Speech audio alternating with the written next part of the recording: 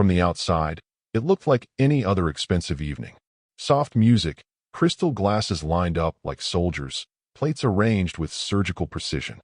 The kind of place where people spoke in low voices and laughed in carefully measured doses so no one would notice how tense they really were. In the middle of that polished scenery sat a man who thought nothing could surprise him anymore. His name was Edward Hale. Investor, tycoon, magazine cover material. He had been invited to that luxurious restaurant to celebrate a new deal, a partnership that promised to multiply his fortune and stretch his influence even further. To him, it was just another step in a long line of victories. To others, it was the perfect stage for something far more dangerous. Circulating between tables, balancing a tray on one hand and her own worries on the other, was Leah, a waitress used to being treated like part of the furniture. She moved like a shadow, always present and rarely seen. But that night, while she refilled glasses and cleared plates, she started catching fragments of conversation and gestures that didn't match the pleasant atmosphere everyone was trying so hard to project. A switch of envelopes that should not have been switched. A nervous laugh where there should have been confidence. A stranger taking photos of the wrong things. Leah's instincts screamed that something was badly wrong. What she didn't know yet was that the man at the center of all of it, the rich, confident one in the perfect suit, was about to walk straight into a trap. There would come a moment when Leah would lean close and whisper two words that tore the mask off that night. Run now. And worse, or better, than that, there would be the request she made right after. The one that would steal the air from his lungs and force him to choose between his reputation and the truth. Before we get there, make sure you subscribe to the channel, tap like, and turn on the notifications, because this story of love, lies, and courage might change the way you look at the people you think are untouchable. Edward walked into the restaurant as if he owned the floor he stepped on. Head high, shoulders squared, every piece of his outfit carefully chosen to say one thing. I am in control. The maitre d' almost bowed when he saw him, leading him immediately to the best table by the window, where the city lights framed him like a painting. While he waited, Edward scrolled through his phone. A few emails from lawyers, a congratulatory message from a financial magazine, and a voice note from Vanessa, his fiancée, asking if they would still have dinner together that week. He listened to the first seconds, stopped, and pocketed the phone. It wasn't that he didn't care. He just cared more about the game he believed only he knew how to play. Soon his longtime business partner, Martin, arrived. They exchanged the kind of hug that looks warm from a distance, but feels like paperwork up close. Edward quickly noticed something off. Martin's smile was too wide and too brief. His jokes came out rushed. His hands hovered over the menu like he couldn't decide if he was hungry or sick. Edward filed it away in his mind as pre-deal nerves. Then came Adrian, the new star partner everyone was talking about. Confident, polished, with that icy charm of someone who knows exactly how much power he holds. He greeted staff by name, complimented strangers at nearby tables, and walked over to Edward and Martin as if the entire night belonged to him. To Edward, this was a man worth doing business with, sharp, ambitious, bold. From a few tables away, Leah watched the three men interact. She had seen that combination before. The silent fear of someone in too deep, the over-relaxed grin of someone pulling strings, and the arrogance of someone convinced nothing can touch him. She couldn't hear everything, but the way the air tightened around that table told her this was more than champagne and celebration. Leah had learned early that people say more when they think no one is listening. Years of serving at fancy places had trained her eyes and ears better than any office job could. She recognized what kind of evening it would be simply by the way a customer placed their napkin on their lap or how they held their fork. She hadn't planned to spend her life ferrying plates back and forth, but reality rarely asks what you planned. Her father had trusted the wrong employer, signed the wrong papers, and watched his world collapse while the man truly responsible walked away untouched. The memory still burned whenever she saw someone with too much money and too little conscience. When Leah approached Edward's table with water and bread, she noticed tiny cracks in the performance. Martin's hand shook slightly every time he reached for his glass. Adrian held his wine like a prop in a movie, talking with smooth confidence, but his eyes kept tracking the room, as if checking whether the audience was properly seated. She pretended to adjust a fork, buying herself a few seconds close to them. Words slipped through their lowered voices. Offshore, clean by morning. No way to unlink your name after tonight. Each sentence felt like a small stone dropping into her stomach. She wasn't a lawyer, but she knew enough to understand that innocent people don't talk like that in public. On her way back to the bar, Leah's gaze snagged on another detail. A man sitting alone at a side table, his phone tilted just so, lens facing Edward's group. Not selfies, not photos of food. His camera zoomed in on the documents on the table, on hands, on faces. A quiet, methodical recording of evidence. Leah took a breath, tried to tell a coworker something didn't feel right. He just shrugged. As long as they pay the bill and don't break anything, it's not our problem.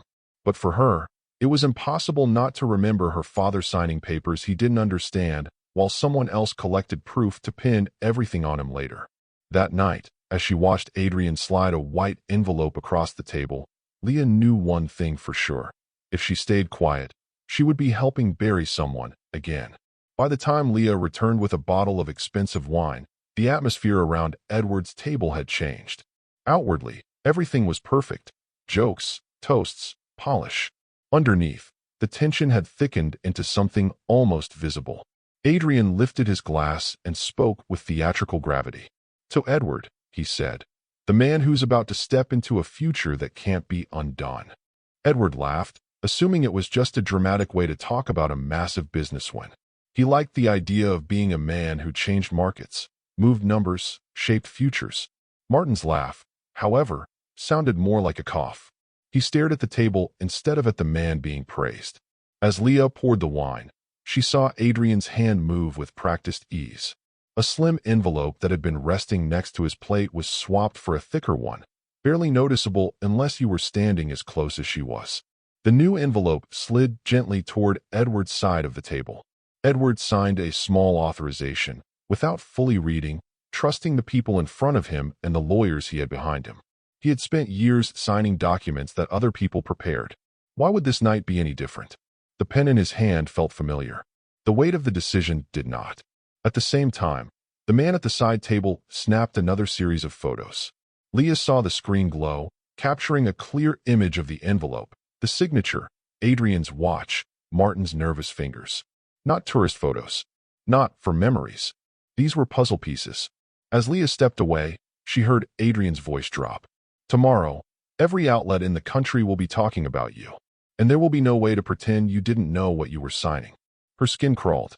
This wasn't just a risky deal. It was a stage built to make one man look guilty while others pulled strings from the shadows. She remembered her father repeating, "I thought it was just paperwork," as if that excuse had any power once the world decided he was the villain. Leah reached the kitchen with her heart pounding.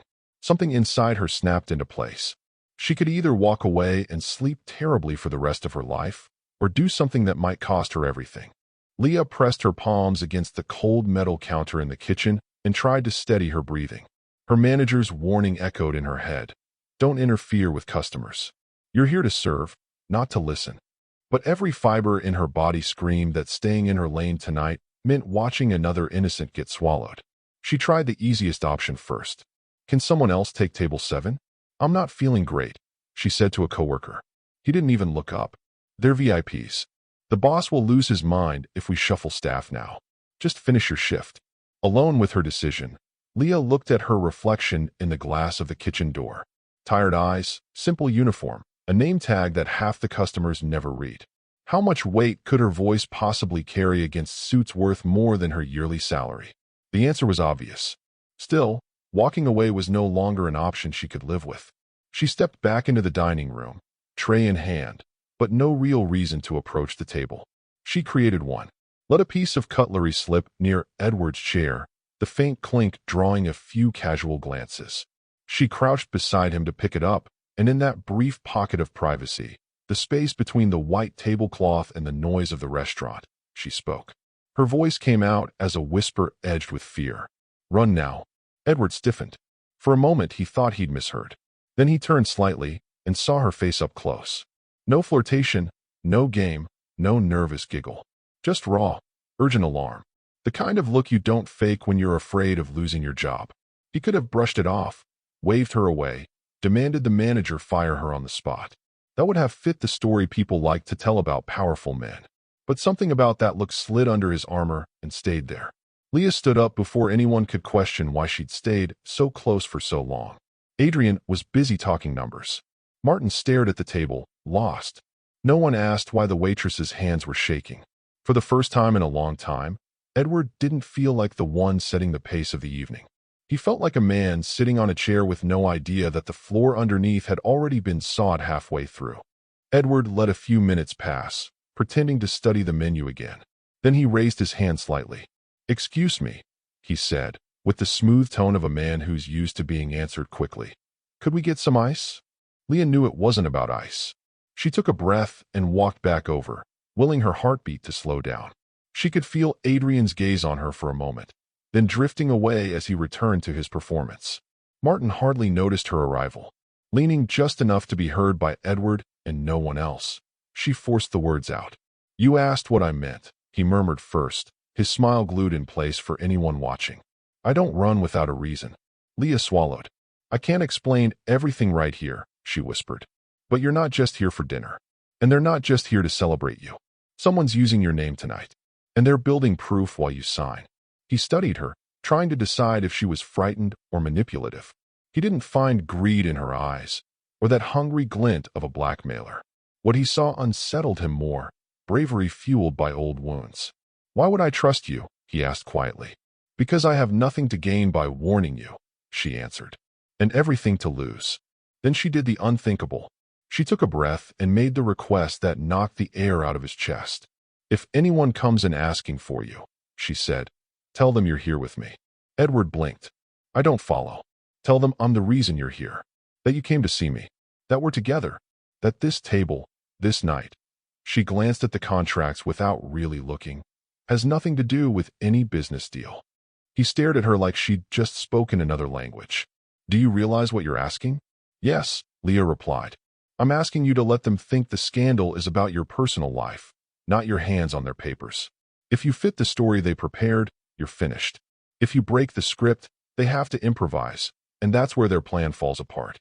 For a man whose entire existence had been built on controlling his image, the idea was suffocating. Let the world see him as an unfaithful fiancé, a rich man sneaking around with a waitress. Cameras in a place like this could feed gossip sites for weeks. Investors gossip too. Reputations crack fast. "And why risk yourself?" he pressed. "Why stick your neck out for me?" Her answer was simple, but it cut deep. "Because once, no one did it for my father. And I've spent years watching people like you walk into traps built by people like them. Tonight, I can actually do something." For a heartbeat, Edward forgot who he was supposed to be. Forgot the headlines, the parties, the careful halo around his name. All he saw was a stranger willing to burn her own safety just to give him a way out. And that, more than any threat, left him breathless. Before he could decide what to do, the restaurant doors opened with a controlled heaviness that pulled every eye in the room. Two men stepped inside, not in uniform, but with the unmistakable posture of law enforcement. The manager rushed over, nerves written all over his face, and started talking to them in hushed tones. Leah felt the floor tilt. Her fear had a shape now. It wasn't an abstract maybe. It was here, in shoes that squeaked softly on polished tiles, in badges that glinted under the soft lights. Adrian clocked their arrival immediately. His conversation grew lighter, almost forced, as if wanting to look relaxed for any watching audience. Martin's complexion drained of color. He gripped his glass as if it were the only solid thing left in the room.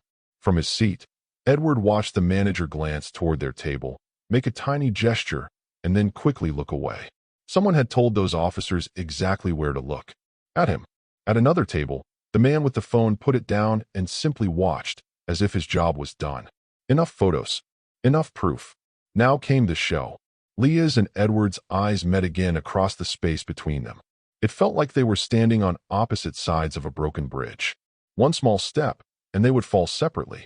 One bold leap, and they might just land somewhere new together. The officers began walking their way. Each step sounded louder than it should have. Cutlery clinked. Conversations died mid-sentence. And somewhere in that thickening silence, Edward realized he was no longer choosing between comfort and discomfort. He was choosing between being sacrificed or gambling everything on a stranger's insane plan. The first officer arrived at the table with a polite nod, flashing his identification. His tone was neutral, but his eyes were already measuring reactions. "We're following up on a report about suspicious financial activity," he said. "We were informed that a key figure would be meeting here tonight." Adrian spoke first, smile on autopilot. "I'm sure this is all a misunderstanding," he said smoothly. "Just friends sharing a meal. Nothing out of the ordinary." Martin said nothing. His throat seemed to have forgotten how to swallow. The officer's gaze shifted to Edward. "Are you Mr. Edward Hale?" Edward felt the weight of that question. For years, that name had opened doors, commanded respect, drawn cameras. Tonight, it was a loaded weapon pointed at his chest. He glanced, just once, at Leah standing slightly behind him, her hands gripping a water jug as if it kept her upright. In the few seconds he had before answering, Leah stepped closer, speaking in a tone barely above the clatter of distant plates. "They want you tied to whatever those papers are," she murmured. "They've been collecting proof all night. Photos, witnesses. If you confirm you're here for business, you're stepping into a story that someone else already wrote for you." Edward's jaw tightened. "What story?" he whispered back. "The one where you're the villain and they vanish," she responded quickly. "I've seen this before. A man with a name that sells newspapers takes the fall. The real architects disappear into the fog. My father didn't have your money or your lawyers. You do. That's why they want you." He swallowed hard. "And your plan?" "Blow up the script," Leah said. "Make them question their assumptions.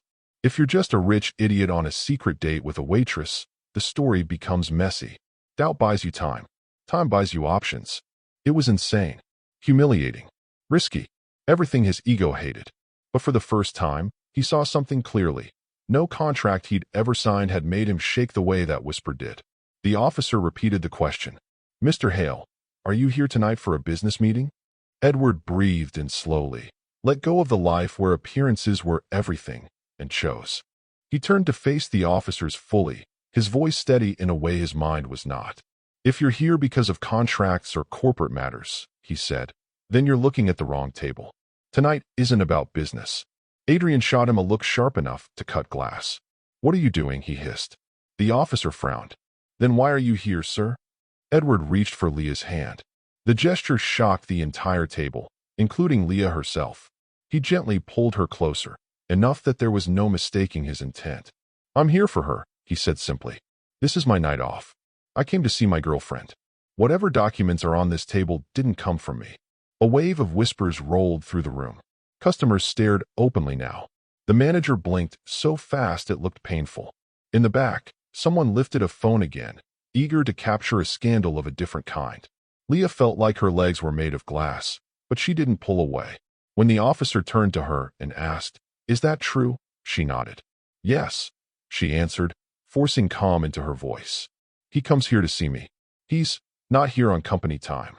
Adrian laughed, but there was no amusement in it. "Officer, come on. This is ridiculous.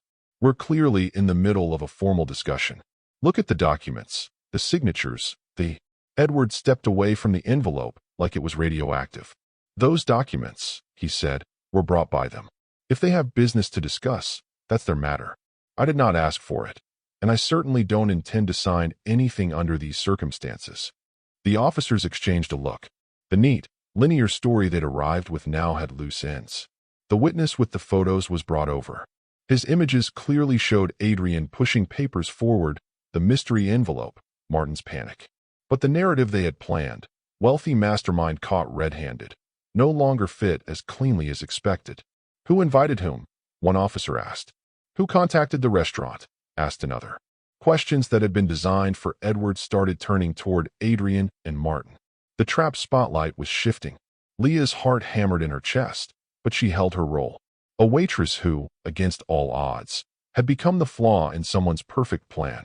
As the questioning deepened, Adrian's confidence began to crack. He tried to steer the conversation back to Edward, claiming they were all partners in the same venture.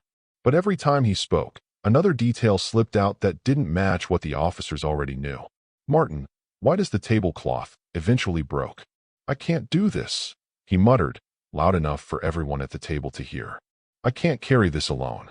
With shaking hands, He admitted that he'd been dragged into a money laundering scheme disguised as an investment structure.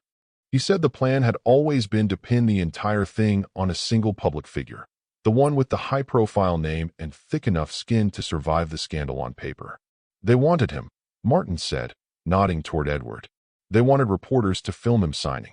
They wanted those photos. That's why we're here. That's why those documents are on this table. The man with the camera tried to claim he was just taking casual shots of the restaurant. But his gallery told another story. Close-ups of contracts, hands, signatures, Adrian's face, the envelope being swapped.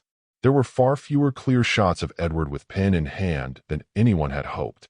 The only images that seemed consistent at the end of the night were of Edward sitting closer than expected to a waitress who clearly didn't belong to his usual world. Leah answered every question they asked her. How long had she known him? When had he started coming to see her? Why had he been seated exactly there? She answered with half-truths stitched tightly together. Yes, he was a frequent customer. Yes, they'd been talking more lately. Yes, he requested that table specifically for privacy. Was every word strictly accurate? No, but it was honest in one crucial sense. He really was there because of her now.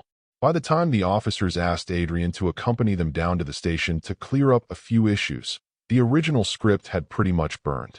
The golden opportunity to frame Edward had turned into a mess that needed more investigation than anticipated. As Adrian left, handcuffed confidence hidden behind a clenched jaw, the restaurant buzzed with a different kind of electricity. The trap had sprung, just not on the man it was built for. News channels didn't take long. By the next day, headlines were filled with Adrian's name, not Edward's. Talk shows dissected hidden camera shots, grainy photos, and whispers from unnamed sources close to the investigation. Viewers heard about offshore accounts, front companies, and strategic scapegoats. Edward's name came up, but not the way Adrian had planned. Instead of being displayed as the mastermind, he was mentioned as a potential victim of the scheme. Some gossip outlets did latch onto the image of him sitting hand-in-hand with a waitress, speculating about a secret affair. But even those stories had trouble deciding if he was villain or unexpectedly human. Vanessa, his fiancée, called him the second the girlfriend rumors hit the internet. Her outrage had less to do with danger and more to do with embarrassment. "Do you have any idea what this does to my image?" she demanded. For once, Edward didn't scramble to repair a narrative. "Maybe that's the problem," he said quietly. "It's always been about your image. And mine. Never about who we actually are." Martin, worn down by guilt and fear, agreed to cooperate fully with authorities. In his statement, he mentioned the waitress who had tried to warn Edward and forced him to step out of the plan. Without her, he said, things would have ended very differently. A few evenings later, Edward returned to the restaurant. No entourage, no suit that screamed his net worth. Just a simple shirt, a tired face, and a determination he hadn't felt in years. He asked for a quiet table in the corner and waited. Leah almost turned back when she saw him. She had expected trouble, blame, maybe even legal threats. Instead, he stood up when she approached. "I'm not here to buy your silence," he said before she could misunderstand. "Or your loyalty, or your forgiveness." She folded her arms defensively. "Then why are you here?" "Because what you did that night," he answered, "doesn't fit into any box I know. You didn't blackmail me. You didn't ask for money. You chose the hardest thing for someone in your position. You got involved.